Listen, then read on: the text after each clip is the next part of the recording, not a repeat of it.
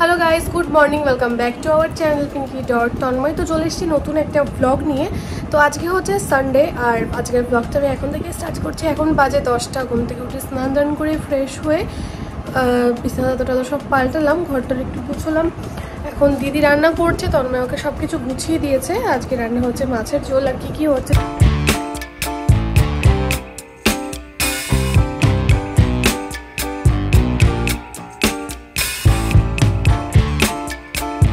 ব্লগে ভালো ভিউ পাওয়ার জন্য উপরে লিখবি যে বাঘের দুধের আজকে চা খেলাম। তো এখানে যে মাছ রয়েছে, কুশি আলু দিয়ে তরকারি, তাই তো? আর এখানে উচ্ছে আলু ভাজা হচ্ছে, একটু কড়া করে ভাজবে। রসুন রসুন না কিছু দেবো, তো রসুন দিয়ে ভালো খায় না। পটল ভাজা, এখানে আছে কুমড়ো ভাজা। বাড়িতে এমনি করলে তো করি না। এখন তোমাদের দাদাভাই নিয়ে এসেছে হচ্ছে কচুরি খাওয়ার জন্য, সকালে ব্রেকফাস্টের জন্য। কারণ সকালবেলায় আমি অ্যাকচুয়ালি চা খাওয়াটা ছেড়ে দিয়েছি। সকালে চা খাই না, সকালে চা খেলে আমার অম্বল হয়ে যায়, এত অসুবিধা হয়ে যায় না, ওই জন্য সকালে চা খাই না। আর দুধটা খেলেও কেমন একটা লাগে যেন, মানে কেমন যেন একটা মুখটা টক হয়ে যায়, বুঝতে পারি না। মাঝে মাঝে তো কর্নফ্লেক্স খেয়ে নিই বা কেলক্স খেয়ে নিই, কেলক্স চকোস খেলে তাও ঠিকঠাক থাকে। বাট আজকে খাইনি, আজকে বাজারে গেছিলো তো কচুরি নিয়ে এসছে। তো আমি আজকে পুজো দেবো না, দাদাভাই, তোমাদের দাদাভাই পুজো দিয়ে দেবে আজকে। তো চলো দেখতে থাকো তোমরা ব্লগটা, আশা করছি ব্লগটা খুব ভালো লাগবে। তো সাথে থাকো, অনেকে থাকো। তো তোমাদের দাদাই পুজো দিয়ে দিল, তারপরে আমি সবাই মিলেই আমরা কচুরি অ্যাকচুয়ালি খেয়ে নিলাম। আর আমাদের এখানে বন্ধনের কচুরি হচ্ছে ফেমাস, খুব টেস্টি করে ওরা। আর তারপরে খেলাম একটা নারকেল কুল। এবছরে নারকেল কুল আজকেই প্রথম খাচ্ছি। নারকেল কুল আমার অত একটা ফেভারিট না, কিন্তু এটা একটু মিষ্টি ছিল, ওই জন্য খেলাম। আর কি বলতো, আমার না ফল টল খেতে অতটা ভালো লাগে না। জোর করে তোমাদের দাদা খেতে বলে, নিয়ে এসে নষ্ট হয়ে গেলে বকা দেবে, ওই জন্য জোর করে খেতে হয়। কেউ খেতে চায় না, উল্টে আমার খেতে হয়। তো এটা খেলাম অনেকদিন পরে, নারকেল কুলটা বেশ ভালো লাগলো, যেহেতু অনেকদিন পরে খেলাম না, ওই জন্য।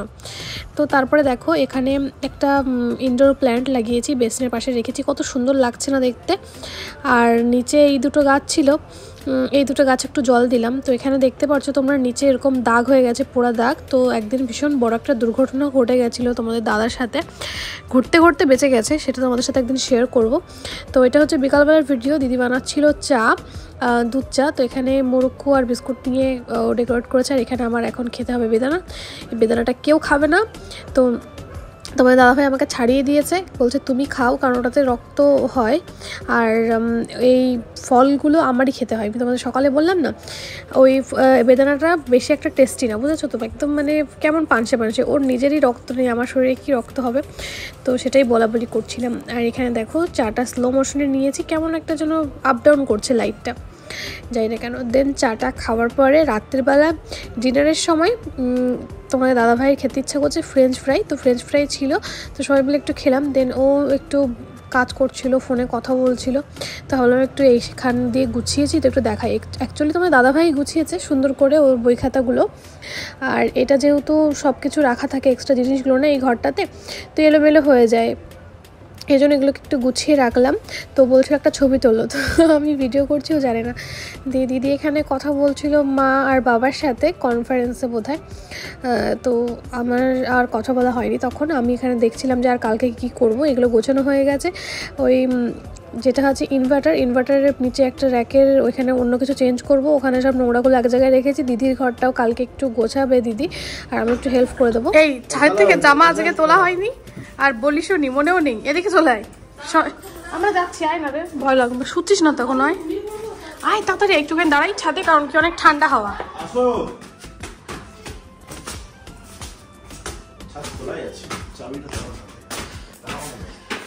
ফ্লাশ হচ্ছে না কেন?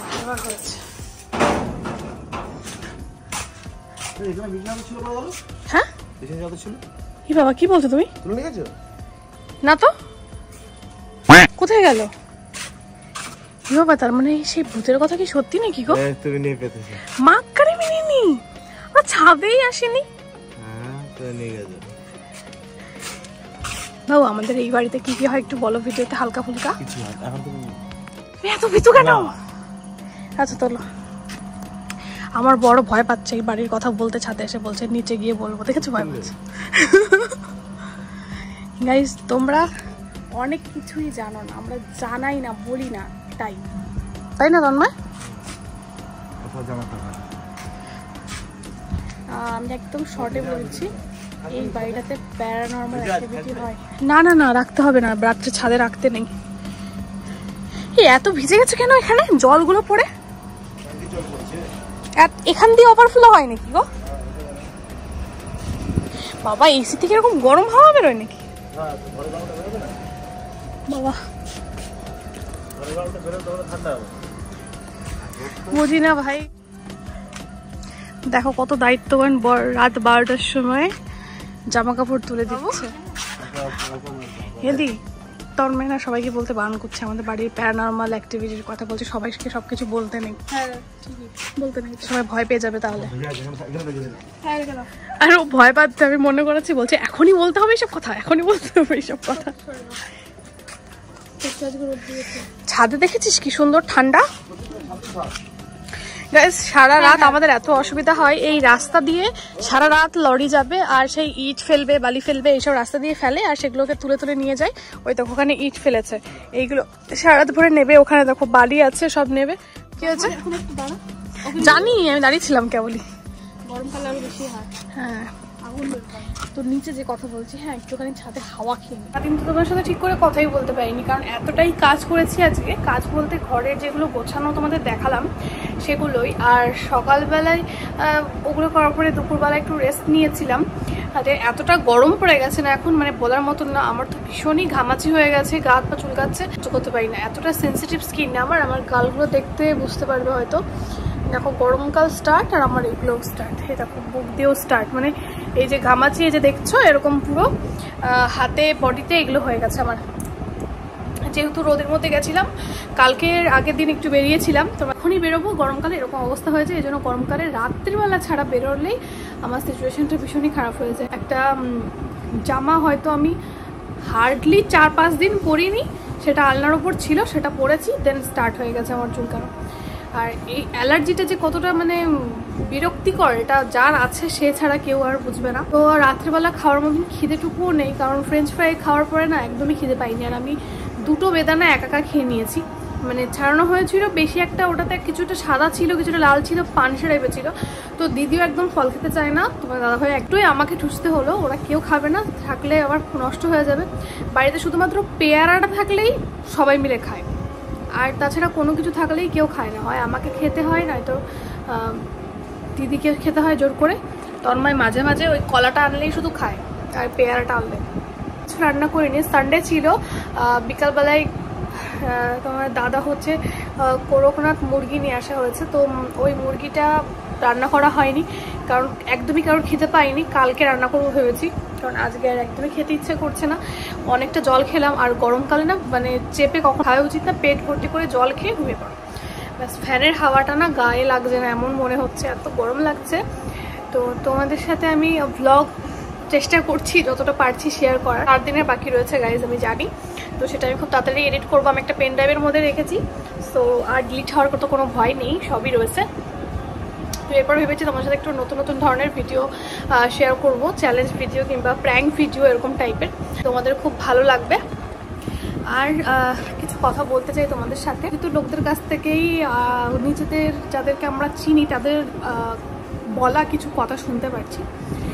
তাদেরকে একটা কথাই বলতে চাই, কারো ব্যাপারে না জেনে শুনে কোনো কথা বলো না, আর এমনভাবে কোনো কথা কিছু বলো না যে সেটা আবার আমাদের কানেই চলে আসে। তো এটা হচ্ছে মূর্খতার পরিচয় এগুলো বলা। যদি কারোর খুশি দেখে যদি খুশি না হতে পারো, অন্তত নিজে যে জ্বলছো সেটাও হলো না, আর যদি যদি জলেও নিজে, তো সেটা কাউকে বুঝিয়েও দিও না।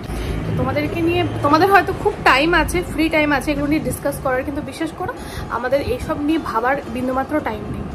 আর বিশ্বাস করো আমি তো না, আমি যেখানে থাকতাম সেখান থেকে আমাদের এখানকার মানুষ অনেক ভালো, অনেক ভালো। কারণ তাদের কোনোই পারোয়া নেই যে আমি কি করলাম, কি খেলাম, কোথায় গেলাম, আমার বাড়ি কে আসলো, আমার বাড়ি কে থাকলো না, তাদের কোনো মাথা ব্যথা নেই, কারণ তাদের তো টাইম। কিন্তু যেসব মানুষদের টাইম আছে, যারা লোকের খুশিকে খুশি হিসেবে নেয় না, নিজের জ্বলন হিসেবে নেয় না, তাদেরই টাইম থাকে এগুলো করার। আর সত্যি কখনো মুখে প্রকাশ করা যায় না। আমি একটা সোশ্যাল প্ল্যাটফর্ম বলার আগে আমি কিন্তু 10 বার ভেবেই বলি, কারণ এই কথাটা কিন্তু একজন দুজন নয়, প্রত্যেকটা মানুষ শুনতে পায় বা দেখতে পায়। তো আমার মনে যদি সেরকম কিছু ভয় থাকতো বা আমি যদি মিথ্যে কিছু বলতাম বা কোনো রকম কোনো ভুল কাজ করতাম না, তো আমি এরকম না জোরে গলায় কখনোই বলতে পারতাম না। আর কথাগুলো বলে তার উত্তরগুলো খুব ভালো করে দিতে জানি, কিন্তু মা বাবার একটা শিক্ষা আছে, তো ওই জন্য কিছু বলতে চাই না।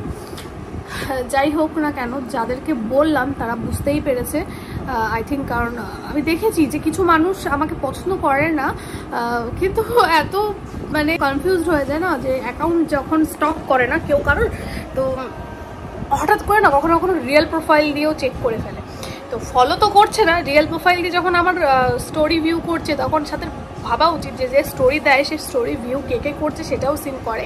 বোকামো ছাড়া কিছু না, এগুলো তো ভালো দেখছো দেখো, তবে এর ওর কাছে কিছু বলার আগে না ভেবে চিনতে বলো, কারণ সেটা আবার যদি আমার কানেই চলে আসে তাহলে কি করে কিরকম পিএনপিসি হলো এটা, তাই নয় কি? তো চলো বন্ধুরা, আর কিছু বলবো না। মানুষের মানে হিউম্যান নেচারে থাকে কিছু, যে কারোরই ভালো দেখতে পারে না, আবার খারাপটা দেখলেও ওদের মানে বলতে কিছু ছাড়ে না, যেটাই করো না কেন সেটা নিয়েই বলবেই। সো এগুলো নিয়ে মাথা ঘামিয়ে কোনো লাভ নেই। অনেক মাথা ঘামিয়েছি, একটা সময় খুব পাগল ছিল আমি, আমার অনেক টাইম ওয়েস্ট করে ফেলেছি। কিন্তু তোমার দাদাভাই একটা কথাই বলে যে কিছু মানুষ সব সময়ই বলবে তোমাকে, তুমি সেটা যাই করো, ভালো করো মন্দ করো যাই করো বলবে, কারণ ভালো থাকতে তো কেউ দেখতে পারে না ফার্স্ট কথা, সেটাও নিয়েও বলতে ছাড়বে না। এটা খুব বাস্তব একটা কথা। তো যাই হোক, আজকের ব্লগটা আমি এখানেই এন্ড করছি, লাস্টে কিছু কথা বললাম। আর তো কেমন লাগলো ভিডিওটা অবশ্যই কিন্তু একটা কমেন্ট করে জানিও। তো চলো, আজকের ব্লগটা আমি এখানেই এসেছি, তবুও মনে হচ্ছে যে প্রচণ্ড গরম লাগছে। এই যে গরমকাল শুরু আর আমার কষ্টের দিন শুরু। তো চলো গাইস, টাটা সবাইকে, খুব ভালো থেকো, সুস্থ থেকো, আর এভাবেই সাপোর্ট করো আমাকে। Bye bye. Call it spring, like everything is new. The sunburst flower